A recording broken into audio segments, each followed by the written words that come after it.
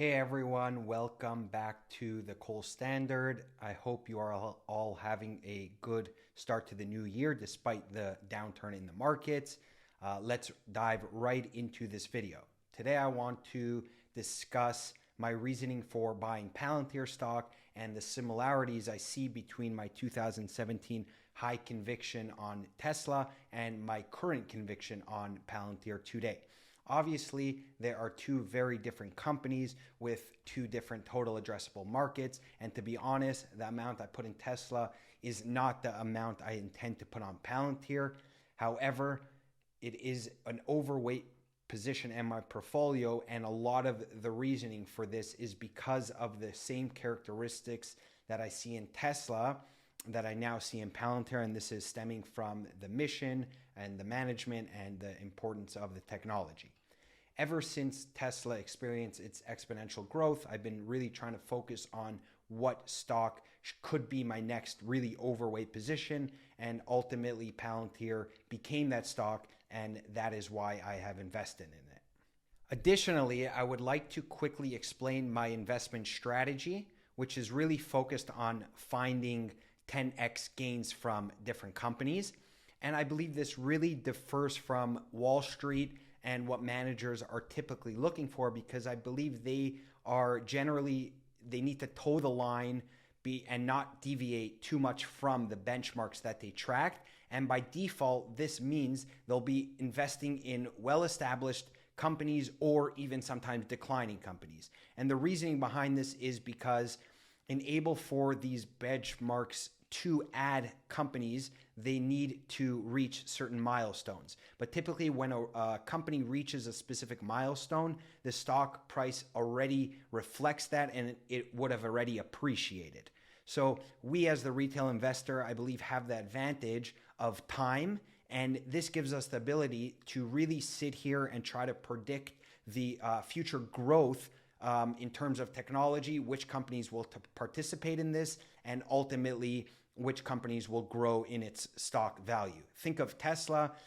The retail investor was definitely in the forefront before Wall Street because they very much thought in linear terms, while I think the younger generation, we understand exponential growth and what that can mean for a company, and ultimately that paid off, and the Tesla only joined the benchmark when it was already a almost $1 trillion company. So I really try in my investment thesis to read between the lines to understand what makes a company investable beyond just its current quantitative numbers. And really, I believe this is where the 10x gains come from, because if there was a clear pathway shown in the financials of how a company will dominate their market, then the stock price would most likely already reflect that. So to sum up, generally the big gains come from one, making a calculated bet on a company from a ton of research before the company truly has proven itself yet, and before the big money comes in. And really, short-term interest rates and the macro environment and all that happens in the market in the short term is just noise when you're thinking of investing for 5 to 10 plus years. So as a disclaimer, I'm not here to give investment advice. Rather, I want to portray my reasoning for investing in Palantir based on many of the characteristics that got me to choose Tesla back in the day. I want to start off with the technology. And as I stated before, when I invest in a company at overweight, I need to believe in their ability to truly dominate a market with very difficult entry barriers. For example, I'm a big believer in the future of fintech, but there's no one company that I'm heavily invested in because I see it as being a pretty crowded area with the technology being relatively easy to replicate. So new fintech startups are being created left and right because the demand is there, so that's when the supply comes in. As a side note, I do have some investments distributed across the fintech industry, which I can definitely get into in another video if you're interested. You can let me know in the comments below. So going back to Palantir. When it comes to Palantir, I'm not an engineer, so I cannot discuss the exact barriers in reference to the actual coding and the developing of the product itself. However, there are a few things that I can definitely see which makes me believe a company cannot just replicate Palantir's technology and it makes me comfortable with then making it overweight in my portfolio. And really, this is going back to the idea of reading between the lines and moving beyond the financial statement. So first, the Palantir product in its origin was created by some of the smartest and most successful entrepreneurs of our time, the PayPal Mafia. And once Palantir became a standalone company, the product was developed and tasked with solving some of the world's most strenuous problems in the digital age. And this was the ability to make sense of all the US government's data. Originally, the technology was used in order to prevent the immense amount of fraud that PayPal was dealing with at the time. And this was really threatening their ability to be profitable. The answer that worked was engineering a tool that would be able to sift through all the payments data, providing the employee on the ground with the most likely payments that were a fraud. It was the answer to PayPal's problem. This gave Peter Thiel the idea to create a standalone company that would work on engineering ways to sift through huge amounts of data to provide answers and questions that can only be seen by connecting all this data. This is when Peter Thiel called upon his roommate from Stanford, Alex Karp, to co-found and ultimately Alex Karp becoming CEO of Palantir. Coinciding with this time was the aftermath of 9/11, and the US government was dealing with the reality that much of the data to prevent 9/11 was in government's hands, but it was totally disseminated throughout different institutions with no proper channel to connect these data points that could have ultimately prevented the attack. The CIA recognized this, and they started to fund Palantir through their venture capital arm as they saw them as the solution to their data problem. Since then, they are said to be the ones that helped find bin Laden. They help US soldiers globally, and more recently, helping with the vaccine distribution. One particular point that I want to focus on for a minute that really shows the dominance of Palantir's technology is the case between Palantir and the US Army. In 2016, Palantir brought a successful lawsuit against the US Army. This is because the US Army was trying to build an in-house solution for their data problem. This was to leverage data in order to predict and provide solutions to the hardest questions in the field, ultimately creating a safer environment for US military personnel globally. As well, this was not their first time to try this. At the same time, some US forces were actually independently using Palantir's technology because they saw the direct effects and the lives that were saved because of the intelligence they were getting from Palantir. Palantir used the Federal Acquisition Streamlining Act of 1994 to win this case, which said that if a private company has the exact product that you are trying to build, then you must not waste resources and use it. To me, this is an extremely telling case because Alex Karp continuously says that Palantir's real competition is actual companies or the government trying to build their own in-house solution. So we see that this is the truth and it's portrayed in this case. For me, it also makes sense that the US government would be at the forefront of using AI for data analytics, the same way most technologies are adopted by them first, and then it trickles down to the civilian population. And now we see that Palantir's was first used by the government, and now it's over the last 5 years really expanding into the commercial sector. I believe that this big data sifter really provides answers to individuals, and it's almost like a weapon to the government. And it's something that's really unfounded, especially when it comes to being a software as a service model, at least after the original consulting and building phase that is required in the initial steps. I'm willing to take that bet, although this is still only one of my points. The second aspect that I see when it comes to the tech, like Google, I believe that the more Palantir is used, the more it will enable their ability to become an even better, more directed analytics company, providing more accurate answers from the vast amounts of data. Think of it. The utility of Google grows with every input that an individual makes, and this is because its data set is expanded, ultimately providing it with the ability to more accurately answer the questions that are searched. I believe that Palantir is the same. They already can input vast amounts of data to provide very detailed scenarios about the best course of action for a company or the government, and this is really seen through their different demos. And even more, as they receive more data, especially across different industries, they will only get better at predicting the best solutions. This means that their already 18-year-old head start will only get exponentially greater. I would not be surprised if this is a big reason for why they are investing in some of their SPACs in order to train their system to become smarter across different industries, thus providing more utility to their customers. Now, I want to quickly pause and answer, how does this kind of tech remind me of Tesla and its tech for when I invested in them? Well, individuals saw Tesla as just another car company, meaning even if Tesla would be successful, Toyota in 2017 is selling 10 million vehicles and is 175 billion market cap. So Tesla at this point could only double if they overtake or come to being Toyota, which would take them a decade at least to do. And also Toyota can just switch their technology to electric vehicles, and then that's what they're going to produce. But I believe because at the time I was studying the differences between radical and incremental innovation, which radical is a total restructuring of what a product is, I understood that once Tesla solved this problem, and for me there was a high chance that they would, I understood that other companies won't just be able to switch over their product lines in order to create electric vehicles. So I really kind of see the same with Palantir in a different way. Many of the offerings that are provided provide some sort of data analytics for companies, but it's more a company could plug into the very structured data analytics that the company provides. With Palantir, they have an 18-year lead in dealing with the hardest problems, and they really come and they first consult with you and they develop something specific to your needs that then becomes a software as a service model. So for me, all this lead and their focus is totally different. And that's why I see it different than like a fintech company that I know that if I put my money in this one, who says another one's not going to come out with very similar technology and ultimately take market share from them.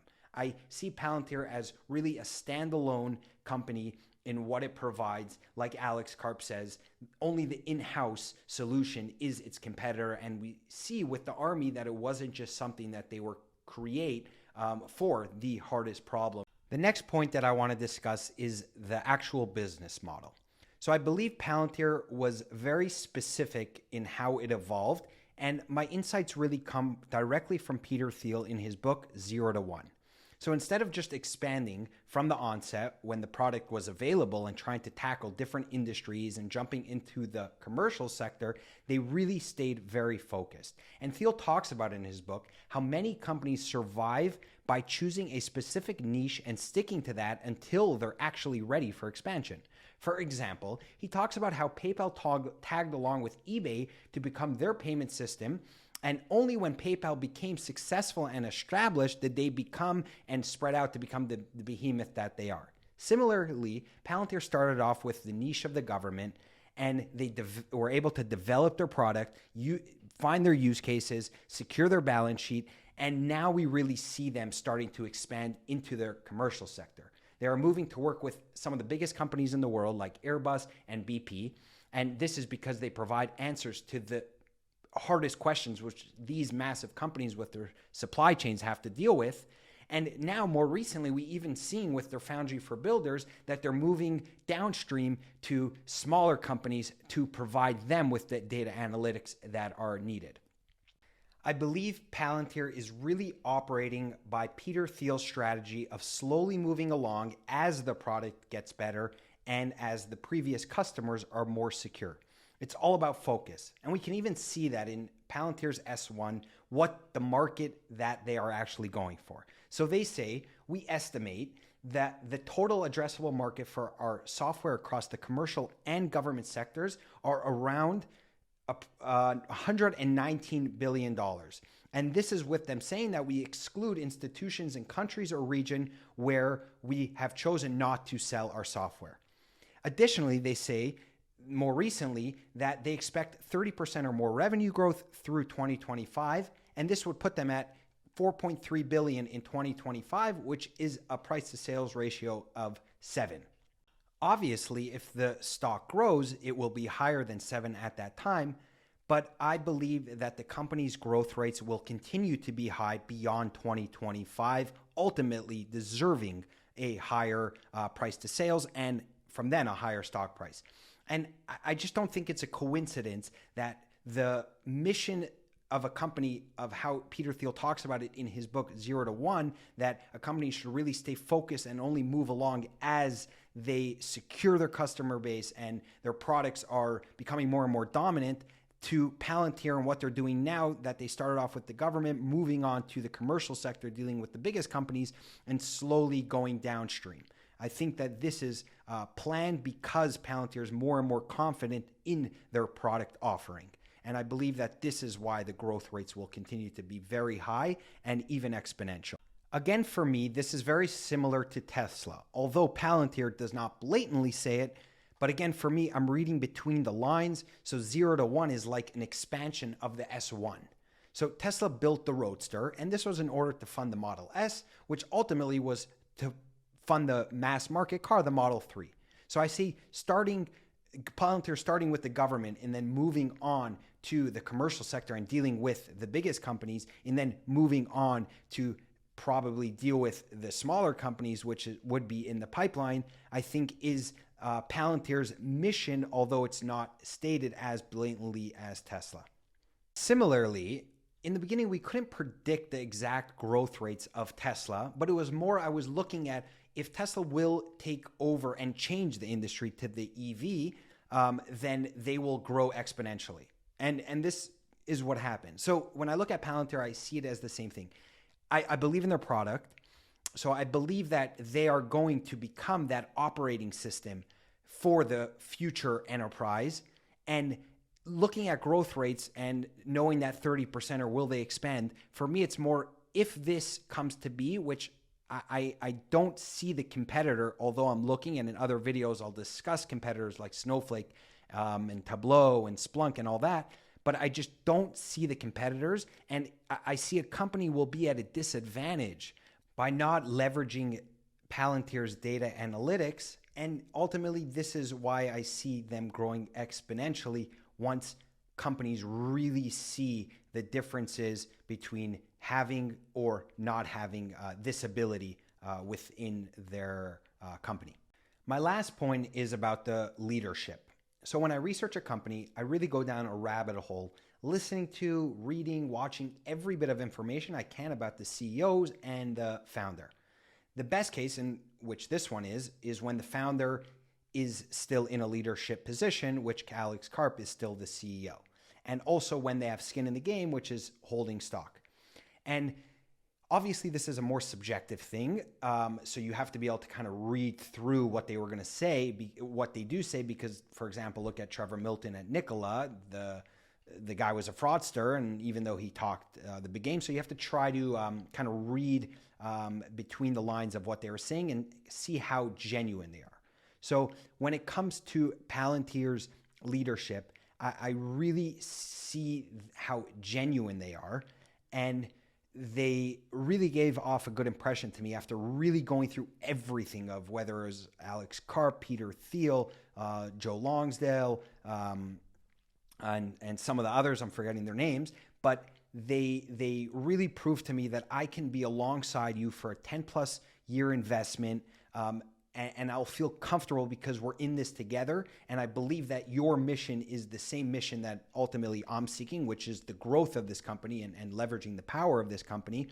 And for example, like even Alex Karp, the way he talks about not investing or working with companies that are not aligned with Western liberties, I'm okay with that. I see that he understands how powerful this data analytics tool and what Palantir has to offer is, and that's why he wants to keep it within civil liberty aligned countries. And like I don't know if some of you saw Ross Gerber the other week was talking about how Palantir is lying to you, and they do give it to these governments or to these organizations that use it for harm. I would just like simply answer him, why would Alex Karp say that they don't use their technology in these areas or for these countries if really, like if you're a shareholder, you would be upset because you're limiting your total addressable market, right? So you're harming yourself. So why would you lie to harm yourself if it's not even true? So I think that it's really just Ross Gerber's politics getting in the way. Anyways, another point that I like is that Alex Karp, he says, if you're looking for a short-term gain, don't invest in this company. We're in it for the long run. And I love that. And it really reminds me of Tesla, when Elon Musk would have that same focus, have that long-term mission. It's not about short-term Wall Street profits, trying to please them.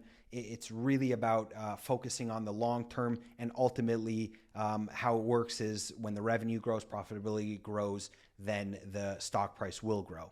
And the leadership and trusting in them is really what got me through the ability to see Tesla stock drop 50% at times, and I would be able to invest in it and I'll be okay with it because I was along with the leadership for that ride.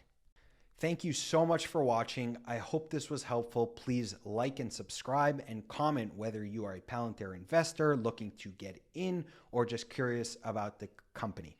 I love the community that is growing around this company, and it's amazing because ultimately it's the community that truly helped me through the darkest days of Tesla.